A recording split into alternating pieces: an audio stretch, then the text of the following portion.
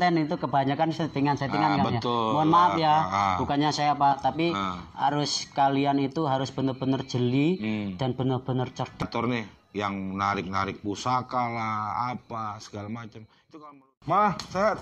Alhamdulillah. Ketemu lagi kita, Kang. Aduh, udah berapa lama nih kita nggak ketemu, Kang ya?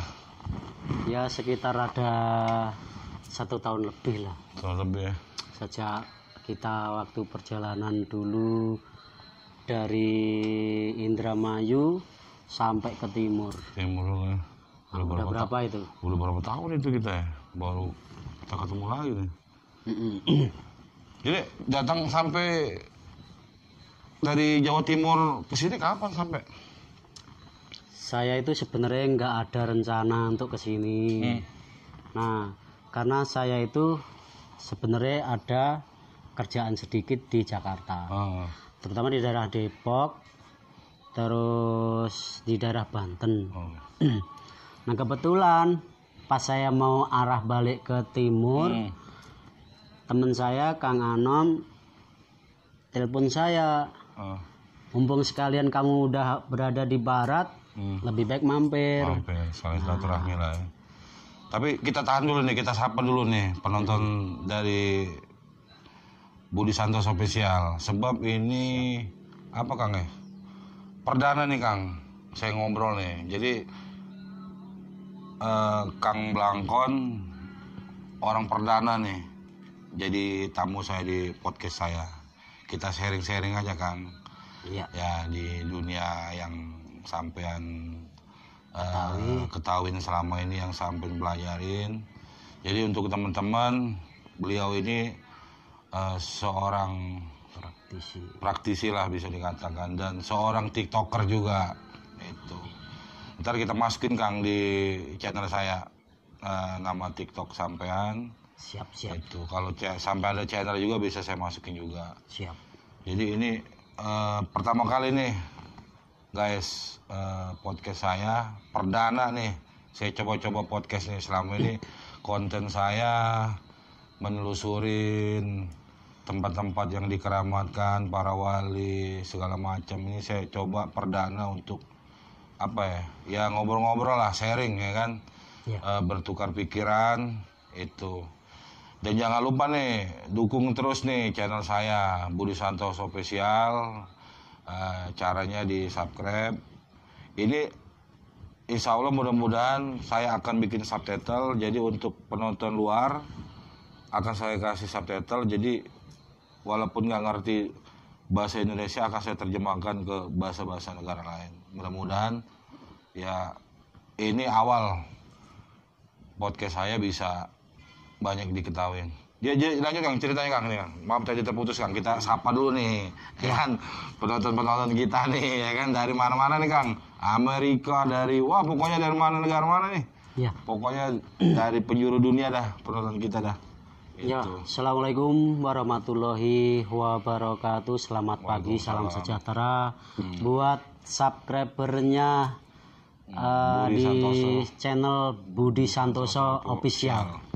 Nah, saya ini sebenarnya kenal sama Pak Budi ini sudah lumayan lama. Dan saya tidak menyangka kalau Pak Budi ini punya channel YouTube. Nah, kebetulan saya disuruh mampir sama teman saya, saudara saya Kang Anom, berada di Cirebon. Ini posisinya kita di Kuningan ya? Ya, di Kuningan Jawa Barat nih. Wah, malam asli guys, dingin banget guys. Saya aja baru mandi nih, kita baru bisa mandi nih karena cuacanya benar-benar dingin banget nih di Kuningan, tepatnya di Waduk Dharma nih, di Kampung Kopeng nih. Itu. Berarti ini dekat sama Waduk Dharma? Dekat ini Waduk Dharma depan ini, Kang. Waduk Dharma. Kebetulan sampean bisa cerita nanti saya akan juga mengulas tentang perjalanan spiritual saya, dan nanti saya juga ada yang perlu saya pertanyakan karena sampean di sini sudah lama kan di Kuningan. Tentunya paling tidak sedikit tahu tentang sejarahnya Waduk Dharma ataupun tentang ada makamnya siapa ini? Itu yang Sapu Jagat. Yang Sapu Jagat, walaupun itu nanti itu kalau kita kupas entah itu makam ataupun petilasan. Ya, kita itu beritanya masih alam lah itu mah. iya. Masih apa samar lah itu mah. Entah mah kebenaran entah apa. Jadi begini Kang, jadi awal mula sampean bisa apa ya? Terjun ke dunia ya bisa dikatakan spiritual tuh awalnya dari mana nih Kang? Ya. Apa ada bakat dari lahir? Apa gimana nih Kang? Coba ya, jelaskan ke penonton saya nih. Ya, terima kasih ya. Kita sharing aja nih, bukan untuk, maaf nih untuk sebelumnya, bukan untuk masalah apa namanya Kang? Sombong atau apa, nih cuman untuk sharing aja buat teman-teman mungkin yang sekarang masih dalam tahap belajar untuk spiritual, mungkin video ini bermanfaat buat kalian-kalian yang insya Allah masih belajar ke situ. Jadi bisa kita belajar dari Kang Blangkon ya. Silakan Kang. Ya. Jadi gini Kang, memang selain dari keturunan, saya itu awalnya itu juga nggak punya sama sekali, nggak punya pikiran kalau saya itu nanti setelah dewasa bisa mengarah terjun ke dunia spiritual seperti itu. Saya nggak nyangka sama sekali. Nah, memang sama Wallahu alam ya, sama Allah dan sama alam itu saya diarahkan ke sana. Awal mulanya itu sangat luar biasa kan. Jadi sejak kecil itu saya dikucilkan sama tetangga, sama teman, karena saya memiliki penyakit, mohon maaf, penyakit itu yang sangat menjijikkan. Tapi maaf saya potong Kang. Yeah. Tapi kenapa ya kebanyakan orang-orang yang maksudnya faknya bakal ke situ, masa-masa kecilnya itu kenapa selalu istilahnya gimana ya? Bukan teraniaya, bukan, maksudnya itu selalu susah atau gimana tuh, kenapa Kang? Bisa dijelaskan kali Kang? Iya. Itu karena saya juga sering sharing sama yang sudah berpengalaman dan yang sama-sama dari jalur spiritual. Memang semuanya hampir seperti itu. Jadi itu tujuannya Allah supaya mental dan pikiran kita itu pecah dan kuat. Jadi ketika kita dihadapkan nanti suatu saat dihadapkan dengan berbagai macam masalah, kita itu sudah bisa menerima yang namanya 1 ikhlas, 2 sabar, 3 nerimo. Tahu kan bahasa nerimo? Nah, dari situ kita itu digembleng dengan disisihkan dari banyak orang, terus kita dikasih penyakit, kita dipitnah, bahkan dimusyrik-musyrikkan saya juga pernah. Udah pasti itu. Udah pasti itu Kang. Nah, dari proses seperti itulah akhirnya saya dipertemukan dengan orang-orang yang sudah berpengalaman di dunia praktisi paranormal. Saya dituntun, mereka bukan dituntun secara langsung itu, cuman diarahkan dasar-dasarnya saja. Kamu harus ke sana, kamu harus ke sana. Nah, itu kan juga termasuk mengkaji itu kan. Mengkaji itu tidak harus membaca Quran ataupun membaca kitab. Jadi itu mengkaji tentang diri kita, juga mengkaji tentang alam. Seperti itu. Akhirnya saya sedikit demi sedikit mempelajari dan tidak semudah yang dibayangkan. Ternyata. Nggak ada kita itu berdoa langsung diijabah sama Allah, itu nggak ada. Nggak ada ceritanya seperti itu. Jadi semua itu perlu proses, dan proses itu sangat panjang dan sangat melelahkan dan sangat menyakitkan. Betul. Terus nih dari mulai lahir terus berjalannya seiring waktu, terus sampai ketemu siapa-siapa aja tuh Kang, dengan sampai saat sampean udah kasarnya ya ngomong udah bisa bantu orang, udah bisa nolong orang. Dan nanti di sini nolong orang tanpa pamrih, siapa aja sampean bantu, tanpa dari golongan manapun, mau agama apapun sampean bantu. Itu gimana? Sudah sampai proses di titik yang sekarang ini. Itu pasti tidak gampang itu. Iya, benar-benar. Jadi gini, saya waktu itu tiba-tiba itu dipertemukan di Surabaya itu seorang satpam yang dari Lampung.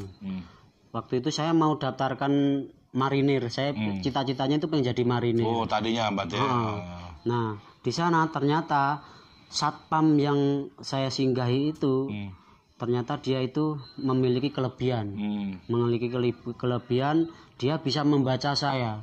Jadi dia melihat di jidat saya ini, dia bilang gini, "Mas, nanti kalau kamu sekitar umur 30-an, insya Allah kamu akan jadi orang pinter dan orang ngerti," gitu. Saya belum paham waktu itu orang pinter dan orang ngerti itu bagaimana, seperti itu. Nah, dari situ saya nggak ada sih rasa curiga. Terus selang beberapa bulan kemudian saya itu jalan-jalan ke Surabaya. Nah di situ di bawah jalan tol itu kan banyak itu ada orang-orang jualan batu cincin, akik, nah orang sulap kayak sulap seperti itu. Nah di situ saya iseng-iseng lihat, tiba-tiba saya dipanggil Kang. Saya dipanggil, "Kamu apa? Mas, nanti suatu saat kamu bisa jadi orang pinter dan orang ngerti." Kok sama? Akhirnya saya kait-kaitkan, kok sudah 2 orang yang bilang seperti itu. Dan setelah itu dengan seiring berjalannya waktu, saya dipertemukan dengan guru yang mau mengajari saya tentang hal-hal dunia spiritual. Awal mulanya nih saya hampir saja tersesat. Hampir saja saya itu tersesat. Saya masuk ke golongan yang tidak bisa saya sebutkan ya. Nah jadi itu setelah saya cermati, saya pelajari kok mengarahnya seperti ini. Banyak yang dilakukan dengan hal-hal najis seperti itu. Akhirnya saya menyisih. Mungkinlah ini awal dari perjalanan saya harus diuji ke situ. Supaya saya itu bisa membedakan antara mana yang baik dan mana yang salah. Terus pertama kali yang sampean bantu itu masalahnya apa? Apa dia dikerjain orang? Apa gimana tuh Kang? Boleh dijelasin gitu? Nah iya. Nah setelah itu Kang ya, setelah itu saya kan merantau ke Brunei Darussalam. Wah, berarti ini perjalanan sampai nih benar-benar luar biasa nih, sampai ke luar Indonesia nih Kang. Iya. Nah di situ saya di Brunei Darussalam kebetulan saya itu buka pengobatan tradisional kayak pijat, bekam, akupuntur, akupresur. Nah di situ saya diketemukan sama praktisi paranormal yang sudah tua dan sudah kondang. Waktu itu kan belum ada HP Android ya. Waktu itu tahun berapa tuh kalau boleh tahu Kang? Tahun berapa kalau boleh tahu? Itu tahun 2006. Wah udah lama juga, udah berapa tahun itu ya?